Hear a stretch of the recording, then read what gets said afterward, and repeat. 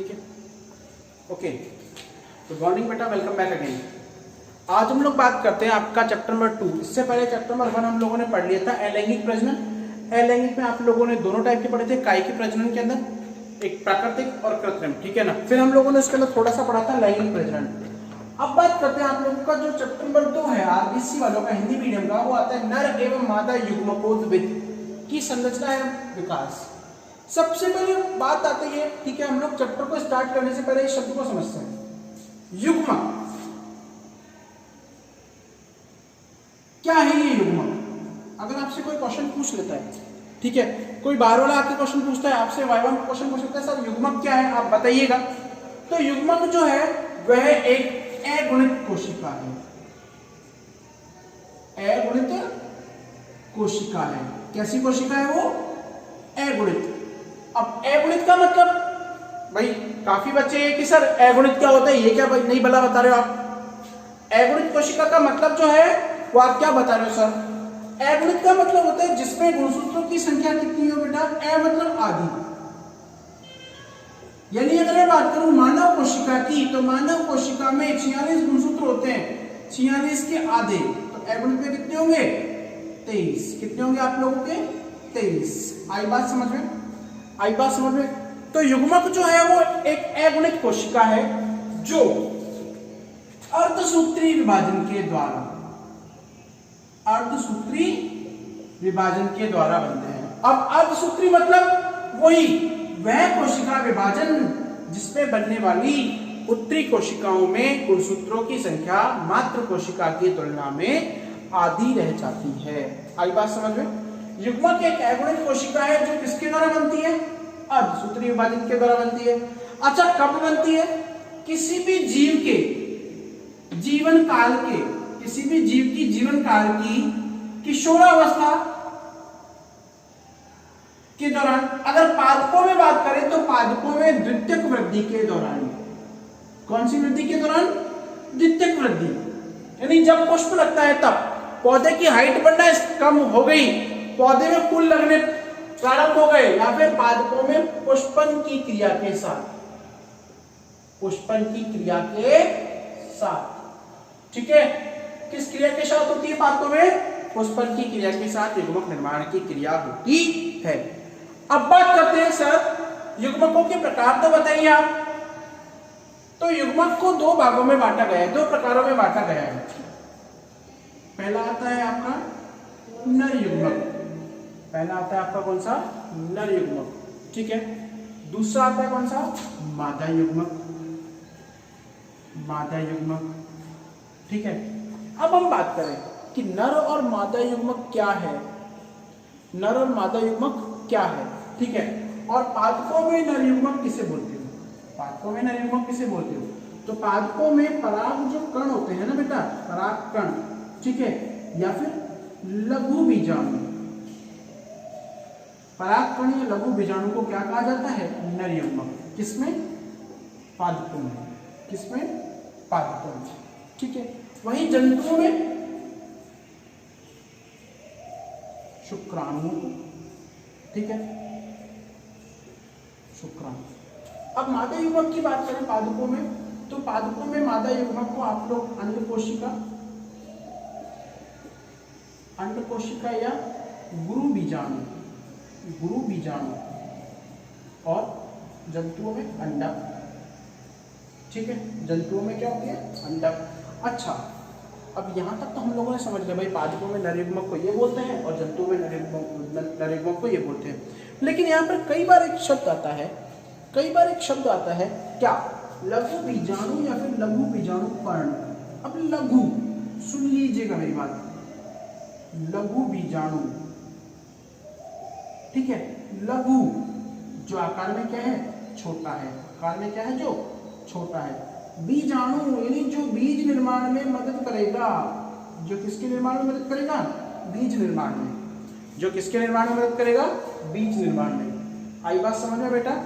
आई बात समझ में? तो हम लोगों ने कल क्या पढ़ा था, पहले ये सुनो, तो ठीक है, चैप्टर के बारे में बता दिया।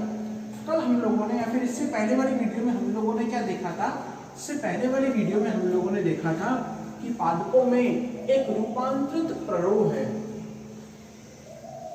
पादपों में एक रूपांतरित प्ररोह होता है। कैसा प्ररोह है?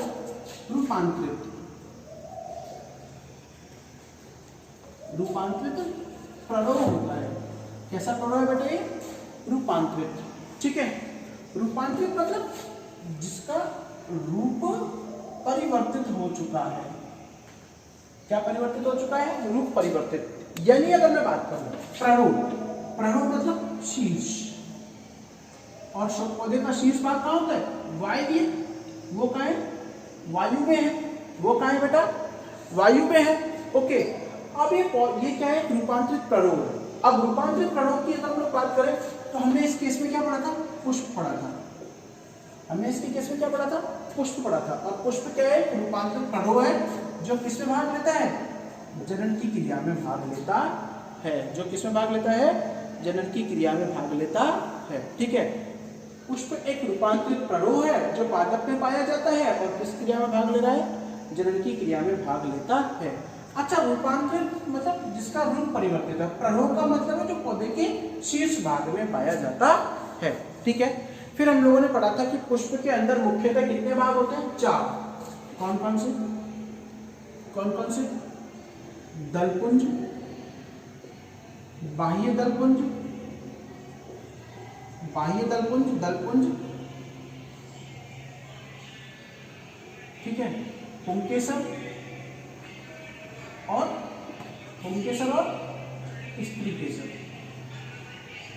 स्त्री केसर। ठीक है, पुंकेसर और स्त्री केसर, या फिर आप लोग इसको क्या बोल सकते हो? पुमंग और जायाम। ये 4 भाग पढ़े थे हम लोगों ने, पुमंग और जायाम। ओके, अब बाह्य दलपुंज और दलपुंज की बात करें तो ये पुष्प के अनावश्यक चक्र कहलाते हैं। बेटा कैसे चक्र कहलाते हैं? अनावश्यक चक्र। अनावश्यक मतलब क्या है बेटा? सुनिएगा कि ये पुष्प के अंदर जनन की क्रिया में भाग नहीं लेते हैं, युग्मकों का निर्माण नहीं करते हैं। ठीक है, किसमें नहीं भाग ले रहे हैं? जनन की क्रिया में भाग नहीं लेते हैं। ठीक है, जनन की क्रिया में भाग नहीं लेते हैं, इसलिए इनको क्या बोला गया? अनावश्यक चक्र। फिर है पुंकेसर, पुमंग और स्त्री केसर। ये पौधे के आवश्यक चक्र होते हैं। ये पुष्प के क्या हैं? आवश्यक चक्र। क्यों है भाई? क्योंकि पुमंग जो है वो पौधे का नर जनन भाग होता है और जायांग जो है वो पौधे का कौन सा भाग होता है? मादा जनन भाग होता है। यानी कि इसमें तो क्या बनेगा? आपके परागकण बनेंगे, ये नर युग्मक बनेंगे, और इसमें क्या बनेंगे आप लोगों के? मादा युग्मक या फिर अंड कोशिका या फिर अंड कोशिका। आई बात समझ में? मादा युग्मक या अंड कोशिका इसके अंदर बनती है। तो पुमंग और जायांग को हम लोगों ने क्या किया? पुष्प का आवश्यक चक्र का नाम दिया गया है। अब बात आती है आप लोगों के पास में कि सर, अब बात आती है कि नर युग्मकोद्भिद की संरचना क्या है और उसका विकास कैसे होता है। तो मैं आप लोगों को एक डायग्राम के तरीके से सिखाता हूँ कि पुमंग की संरचना में क्या होता है। पहला टॉपिक आता है आपका इस चैप्टर के अंदर नर युग्मकोद्भिद की संरचना। नर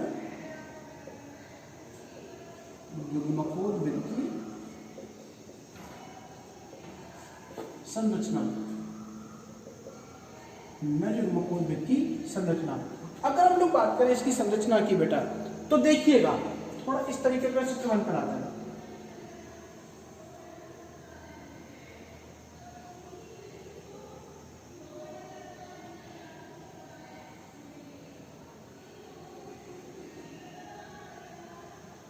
थोड़ा इस तरीके का चित्र बनकर आएगा। ठीक है, कौन कौन से भाग होते हैं?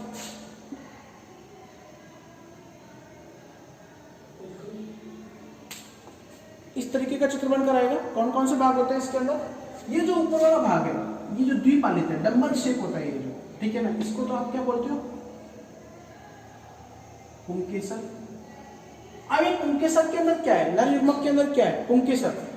ठीक है, कंप्लीट जो स्ट्रक्चर होती है उसको आप लोग क्या बोलते हो? पुंकेसर। क्या बोलते हो आप? पुंकेसर। ओके, अब पुंकेसर में कौन कौन से भाग है? पुंकेसर के अंदर ये वाला जो भाग है ये कहलाता है आपका परागकोश। क्या कहलाता है? परागकोश। ठीक है, और ये जो लंबवत एक स्टॉक नुमा संरचना है, इसे आप लोग क्या बोलते हो? परागकोश ऊपर वाला भाग क्या होता है? परागकोश। नीचे वाला क्या कहलाता है आपका? पुतंतु। पुतंतु, ठीक है। और ये पुतंतु का वह भाग जो दो पराग कोशों को आपस में जोड़ता है वो क्या कहलाता है? योजी। वो क्या कहलाता है? योजी। अगर हम लोग बात करें नर युग्मकोद्भिद की संरचना के अंदर, तो जनरली एक नर युग्मकोद्भिद की जो संरचना है उसमें 3 भाग होते हैं। ये एक लंबी संरचना है, ठीक है, जो एक लंबवत या बेलनाकार संरचना होती है, पुतंतु कहलाती है। और उसका ऊपर का भाग, जो ये ऊपर वाला भाग है, ये कहलाता है आप लोगों का परागकोश। पुतंतु का काम क्या है? केवल और केवल इस परागकोश को सीधे खड़े रखना। परागकोश क्या है? एक द्विपालित संरचना है।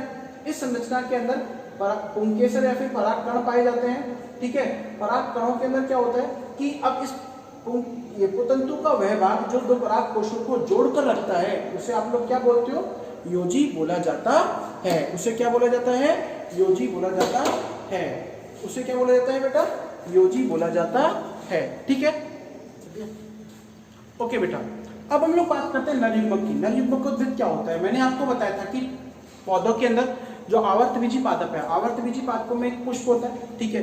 पुष्प एक ऐसी संरचना है जो क्या कर रही है कि आप लोगों की जनन की क्रिया के अंदर क्या लेती है? भाग लेती है। अब जनन की क्रिया के अंदर भाग लेने के केस में मैं बताऊं पुष्प के अंदर, तो नर जननांग और मादा जननांग अलग अलग होते हैं। नर जननांग को आप लोग बोलते हो पुंमंग या फिर पुंकेसर, उसकी एक इकाई को आप लोग पुंकेसर बोलते हो। और पुंकेसर जो है उसके अंदर 3 निम्न भाग होते हैं। कौन कौन से? पहला आता है जो लंबवत बेलनाकार संरचना है, वो कहलाती है आपका पुतंतु। पुतंतु के ऊपर जो एक थैलेनुमा संरचना होती है उसे आप लोग परागकोश बोलते हो। परागकोश वो जगह है जहां पर आपके परागकण यानी कि नर युग्मक जो है वो उपस्थित रहते हैं, ठीक है ना।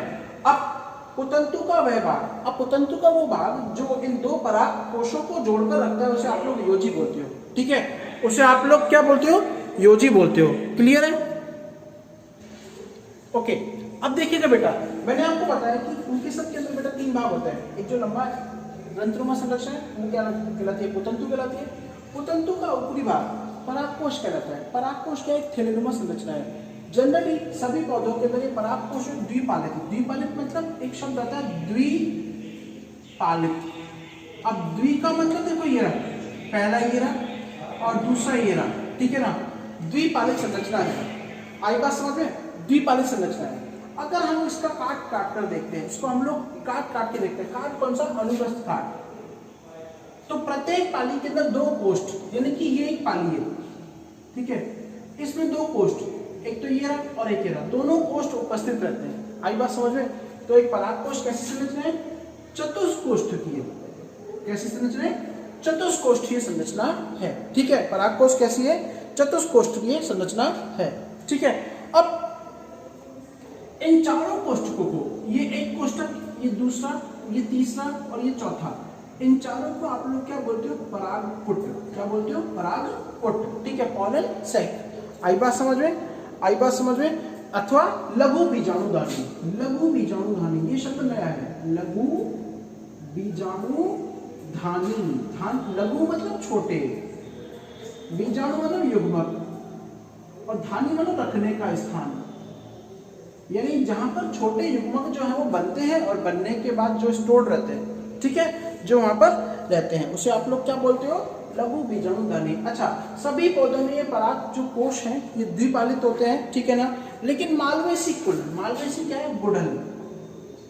मालवेसी कुल में ये एक पाली होते हैं। अच्छा, 2 पालियां हैं, दोनों पालियों में अलग अलग वेशा में अलग अलग कोष्ठ पाए जाते हैं, जिसे आप लोग पराग कोष्ठ बोलते हो, ठीक है, जिन्हें आप लोग लघु बीजाणु का नाम देते हो, ठीक है। ये आज हम लोगों ने पढ़ा। हम लोगों ने क्या पढ़ा कि नर युग्मकोद्भिद जो है उसे पुतंतु कहा जाता है, पुंकेसर कहा जाता है।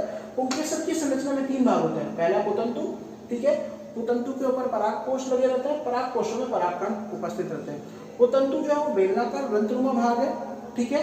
अब पुतंतु का वह भाग जो 2 परागकोशों को जोड़कर रखता है वो क्या कहलाता है? आप लोगों का योजी।